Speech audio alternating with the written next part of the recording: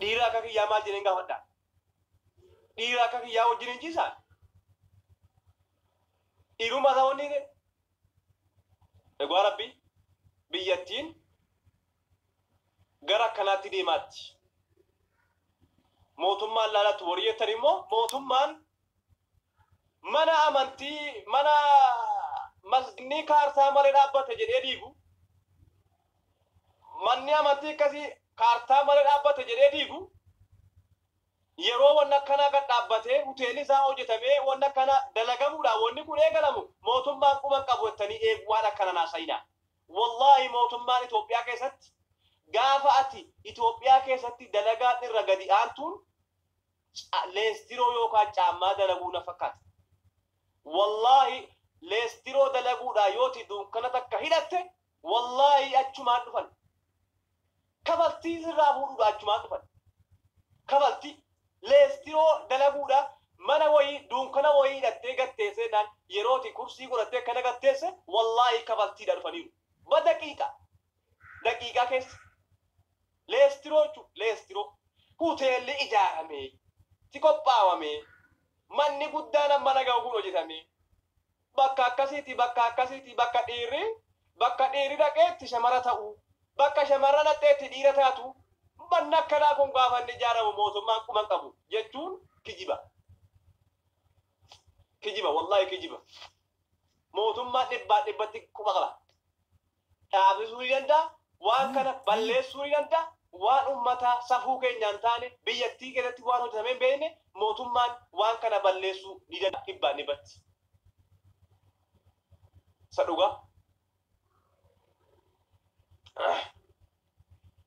akka godhanii qayyaran jaratuu beeka bar eegalanii jiran asbaanii ansinumaa hawwiin kan koo shamara ta'uudha jira dhiiras ba'e shamaras baatee anninumaa hawwiin kan koo dhiira ta'uun ture amma baguman dhiira ta'e kunoo ofitti gammadeereetti dhiiratu as bahee kunoo shamara ta'eera ofitti gammadeera jedha bar as bahee hin gammadinii kan dallansuu tayyati balaan rabbiidha warruma waan kana hojjettu fudhatee kutuu malee balaan rabbii gaafa deemu beektaa ishii waan akkanaa hojjette qubaan hin ba'u bar miskiina jiraachuu fedhus walitti dhahee fuudhee kuta bar rakkoon achi bar malee keessaa ishii akkana badii balleessitu tuu keessaa fuudhee kuteeni qolee sii gata dhahee ni gargaaraniyyuu bar dargaa rabbii ishii akkasii galaafachuu ni gargaarta fila garuu balaan rabbii gaafa deemu sababa warra akkasii namni miskiinni meeqa galaafatamuu ta'a maallan jettee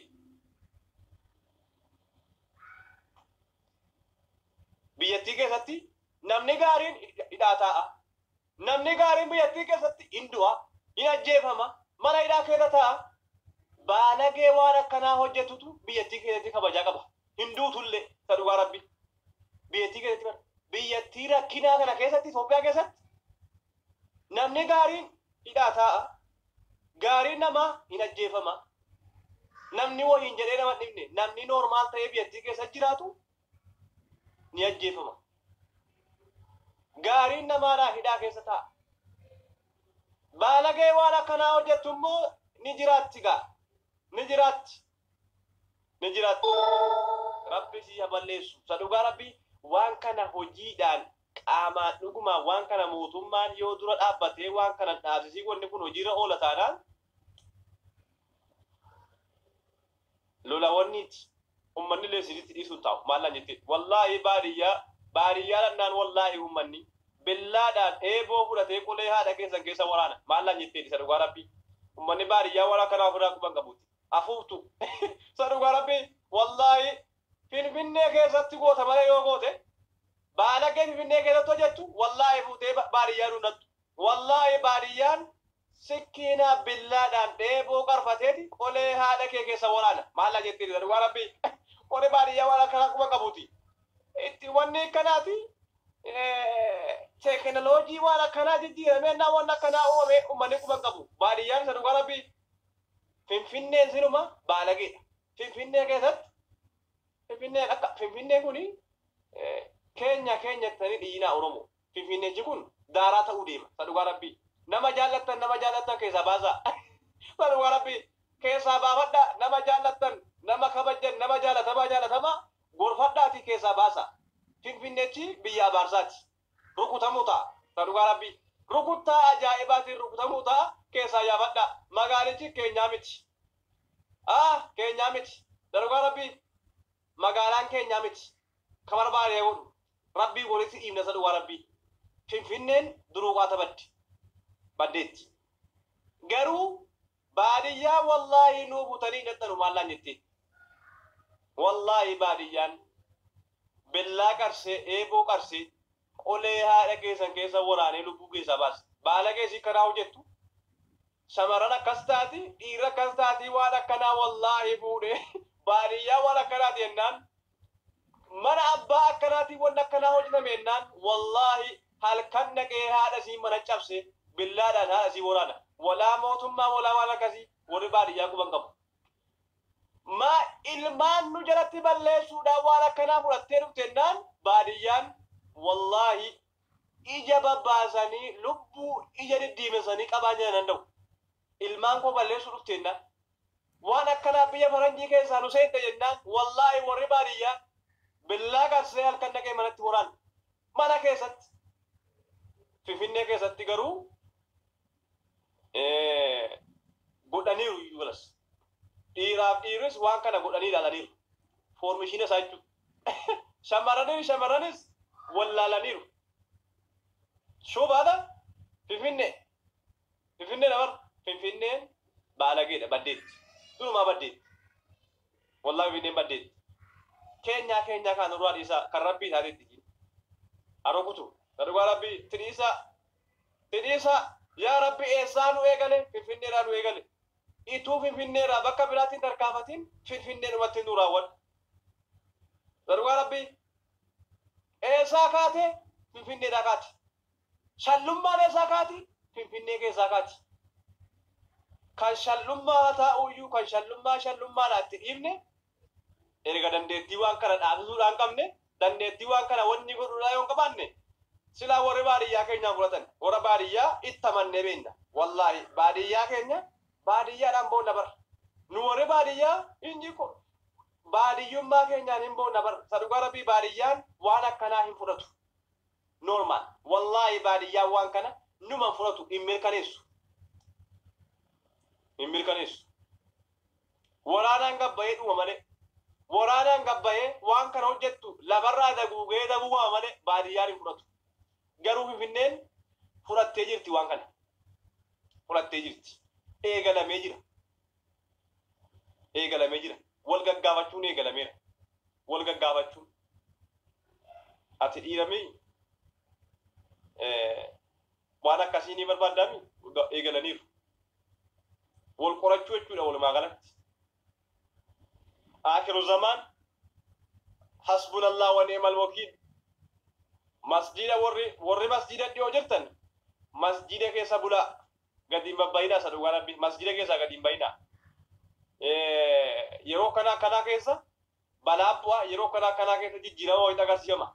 Isa kanaaf gara salaataa duuti dhufu salaataa du'aa balaan bu'u ituma salaatanii balaa ishee tabu. Achittuu nuu darba waan ta'eef waan kana keessa ituu harkan naqatin yoo du'an irra gaarii. Isa dhugaa rabbi addunyaatti dhabaa akiraatti hin dhabina. Isa dhugaa anamatu Itoophiyaa keessa jiraadde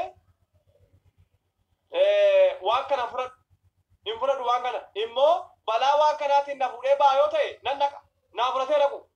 Maaliif beektaa waan kana keessaa didee waan kana hin fudhadhu jedhee didee tanaan waanan ofii kooti itti amanuun godha jedhee waanan fudhadhe waliin deema. Yoo deeme rakkoon qabu. Garuu waan kana fudhattee kaate waan kana anis itti amaneettee kaate erga waan kana atis itti amantee fudhatte yoo diingata balaa wayii buunaan si fudhatee kute beekta duniyaa irratti nafne waan jette kana galmaan hin geenye akiraa dhattee hirriba kee nagaan rafne booskatul minal booski marteelloo addunyaa kanarra jireen achitti reebamuudha teessa. Isa dhugaa rabbii hin qoosin dubbiin akkaasii kanaa miti. Isa asitti dhabde gaafa achi dhattes ciiticha dhabnaan si dhumatteetti. Waan kana fudhattee kaatee yoo duute jechuudha. Namaan galu balaan hin mirkaneessin jechuudha. Yoo immoo fudhatin deemte saasii mirkaneetin deemte achitti turattee waan jiru gaarii jiraattaati. Finfinnee guddoo kana Finfinnee sa'aatii meeqa keessa deemamu kana jennee nuti qiyaamaa kana goonu kana wallaahi Finfinneenuma kana la badaqiiqaa keessa gingilchee ol fuudhee hurgufee ka'eeti mataasii gara hudduusii duraan gad deebi'ee ture ol garagalchee mataasii duraan ol deebi'ee ture gadi garagalcheeti dandeettii sana namatti agarsiisa Allah. Kanaaf nuti waan naqee rabbii walitti nama buusu irraa fagaadhaa hin ta'u bar isaa naqanii atakaaroo rabbii keessa seenina.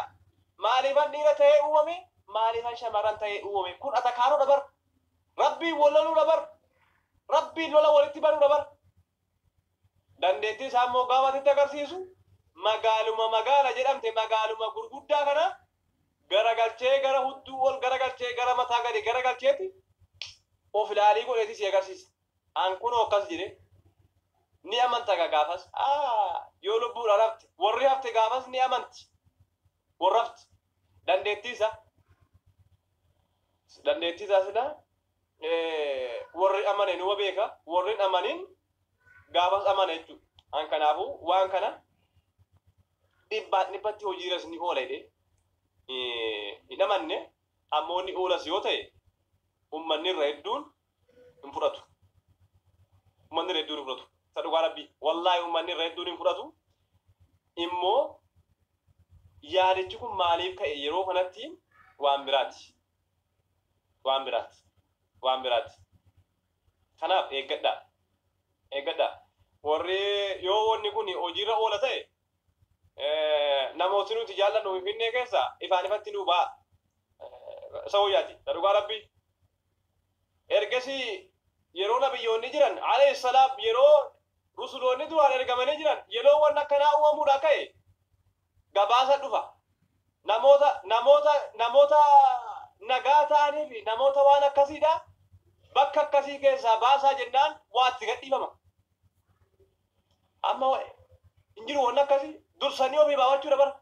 Sadhugaa rabbii yeroo rusuloonni duraanii jiran yeroo waan akkanaa uumamuudha ka'e rabbiin gaafa balaa wayiitti gadhiisuudha ka'e namoota amanan namoota gaggaarii keessaa baafadhaa innaan keessaa baafaman. Fakkeenyuma akka Finfinnee kana wanni kun amma hojiirra oola taanaan yoo hojiirra oola ta'e keessaa baafaman namni gaggaarii sana booda rabbii walitti dhibamti jechuudha. Rabbii walitti dhibamti. Namoota jaallannu keessaa baafan jechuudha gaafas yoo dhuguma dubbiin kun dhugaa ta'ee labsamee shamarris akkasa taatu dhiiris akkasa ta'u wanni kun mirkanaa'eera rakkoon qabuudha yoo wanni kun murtaa'e namoota jaallattan Finfinnee keessaa baafadhaa. Wallaahi keessaa baafadhaa. Kanaafuu hin deeggarru yeroo kanatti maaliif ka'eenis waan biraati. Inni waan kanarraa iyyaarus irra hedduu jala sana silaa mootummaan yeroo inni ka'ee waan akkanaa hojjetu keessa yeroo waan akkanaa uumamte dafee afaansii qabu qaba. Asiin qaawwini jirti. Waan naannoo biraa keessattuu isa maaru sana ammoo ni jirra. Ammoo ishii kanaan immoo nu dhibdee jirti. Isiin kun nu dhibdeetti. Wallaahi isiin kun nu dhibdeetti. Hirriba maaliif nama qaba boo Itoophiyaa keessatti yeroo Finfinnee baate wallaahi Finfinnee jiraattanii naannoo dhibni isin hin qabin. Yoo Finfinnee keessa jiraattan hirriba of gattanii rafina wadaaddaati salaataati raka'aa lama isa kan salaataa yeroo kaanii malee rakaata isa kan isa yeroo kaanii malee zuurii asirii magariiba ishaa subii malee salaata isa kan salaataa warri Finfinnee keessa jirtan of eeggannoo godha.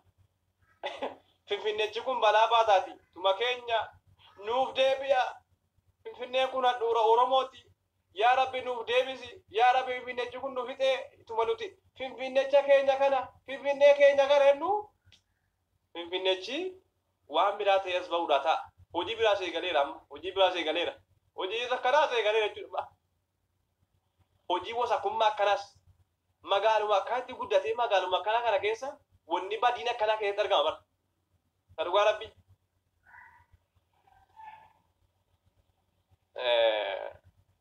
Rabbina jaanu abaasu miskiina maqaa waan kanaatiin dhuma nama nagaa du'a nama nagaa balaadhaa tu jara kana arge siluma akka sila makiinaa keessa kaa'atanii rukuttan kana si akkasiitu argatanii rukutuu qofaa miti makiinaadhumaan fudhattanii sila barahaa waygeessanii ituu booskiidhumaan garaa kana keessa booskaatanii ituma hunyaan kana keessa rukuttanii ituma jilbaan irra deemtanii barahaa wayii keessa geessanii ajjeesuudha. Shamarran waan akkasii gootu dhiira waan akkasii gootu agarraan makiinaadhumaan fudhatanii deemanii barahaa keessatti ajjeesu. Sadhugaa rabbii ajjeesu. Hanqina dhiiraan nu mudate immoo hanqina shamarranii nu mudate Itoophiyaa keessatti hundumatu miliyoona bara. Dhiirris lafarra yaa'a shamarranis lafarra yaa'a bara. Kumaatam miliyaan bara. Nu maal lakkoofsan qabu bara.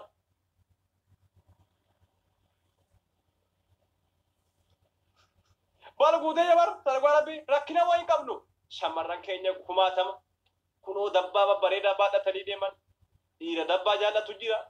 Kan immoo si dabbaan qabne jaallatu jira dhiira kan rabbii wal qixxeessee dhumne bar kan dabbaa jaallata kan dabbaan jaallatu wal qixxee wal keessa uume bar ni dabbaa jaallatu si dabbaa jaallatu wajjiniin inni dabbaan si dabbaa qabdu in jaallanne gara si dabbaan qabne wajjiniin akkana bar wal keessa uume bar namni hundi isaa yaani isaa garaa yaada keenya kana hundaa dandeenyee wajjiniin jiraatarra inni dabbaa qabu inni dabbaa jaallatu si dabbaa qabdu wajjiniin inni si dabbaa qabne jaallatu si dabbaa qabne wajjiniin yaada walii akkaatti jiraatarra bar akkanarra tarkaanfannee dhiiraaf dhiirri akkasii shamarran akkasii haasaadha kun sadhugaa rabbii haasaati bar kun haasaa miti kun inumaan bareedu malee hin bareedu rabbiin ofitti dallansiisuudha biyyattiinis baduudha deemti.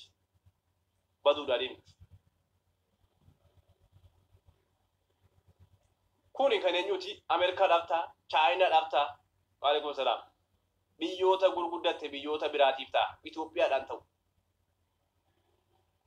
Oromoon safuu qabaate keessumaa yoo hooggantoonni Oromiyaa keessaa baatan of eeggannoo godhaa Oromoon safuudhaaf wanni qabaate waan akkana akka Oromiyaa keessatti hin finne of eeggannoo godhaa. Akkana ammallee waan kana mirkaneessinee wanni kun dhugaa ta'uusaa addaan hin baane waan ta'eef mee gara fuulduraattis ilaalla. Garuu ammaaf waan mul'achuu eegaleera. Fooliinsaa shurufkaansaa dhufaara ammaaf. Dhugaa rabbi babbaara ammaaf nu dhufaaraati. Mee immoo teenye ilaalla. Teenye ilaalla.